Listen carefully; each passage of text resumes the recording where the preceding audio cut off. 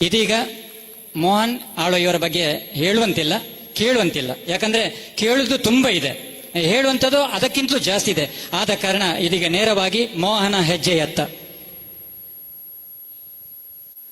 ಉದ್ಘಾಟನೆಯನ್ನು ಮಾಡಿದಂತ ನನ್ನ ಸನ್ಮಿತ್ರ ಅಭಿಚಂದ್ರ ಜೈನ್ ರವರಿಗೆ ಕೈ ಮುಗಿದುಕೊಂಡು, ವೇದಿಕೆ ಮೇಲಿದ್ದ ಎಲ್ಲ ಅತಿಥಿಗಳಿಗೂ ಕೈ ಮುಗಿದುಕೊಂಡು, ಸೇರಿದ ಸಹೃದಯ ಬಂಧುಗಳೇ,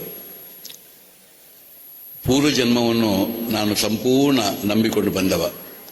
ಈ ಪೂರ್ವ ಜನ್ಮದ ಏನೋ ಋಣಾನು ಸಂಬಂಧದಿಂದ ನೀವುಗಳು ಜೈನ ಸಮುದಾಯ ನನ್ನನ್ನು ನೀವು ಸ್ವಜಾತಿ ಬಾಂಧವರಾಗಿ ನೋಡುವುದು ಅದು ಪೂರ್ವಜನ್ಮದ ಪುಣ್ಯದ ಫಲ ಅಂತ ಹೇಳ್ತೇನೆ. ಇದು ಖಂಡಿತವಾಗಿ ನಾನು ಔಪಚಾರಿಕವಾಗಿ ಹೇಳುವುದಲ್ಲ. ನಾನು ಬಾಲ್ಯದಿಂದ ಇವತ್ತಿನವರೆಗೂ ನನ್ನ ತಂದೆಗೂ, ನನಗೂ, ನನ್ನ ತಾಯಿಗೂ, ನಮ್ಮ ಎಲ್ಲರಿಗೂ ಕೂಡ ಜೈನ ಸಮುದಾಯದೊಟ್ಟಿಗೆ ನಾನು ಅತಿ ಹೆಚ್ಚು ಬೆರೆಯುವ. ಪ್ರತಿ ಕ್ಷಣದಲ್ಲೂ ನನಗೆ ಆಗುವ ಸುಂದರವಂತಹ ಕ್ಷಣ, ಆ ತಮಾಷೆಗಳು, ನಮ್ಮ ಒಂದು ಹೃದಯದ ಮಾತುಗಳು, ಅದು ಯಾವತ್ತೂ ನನಗೆ ಮತ್ತು ಹೆಚ್ಚಿನ ಗೌರವ. ಅದರಲ್ಲೂ ನಾನು ಕಾವಂದರ ಬಹಳ ದೊಡ್ಡ ಶಿಷ್ಯ, ಅವರ ಜೊತೆಯಲ್ಲಿರುವುದು ಎಲ್ಲವೂ ನನಗೆ ಬಹಳ ಖುಷಿ ಕೊಡುವಂತ ಒಂದು ಸಮಯ. ಇವತ್ತಿನ ದಿನದಲ್ಲಿ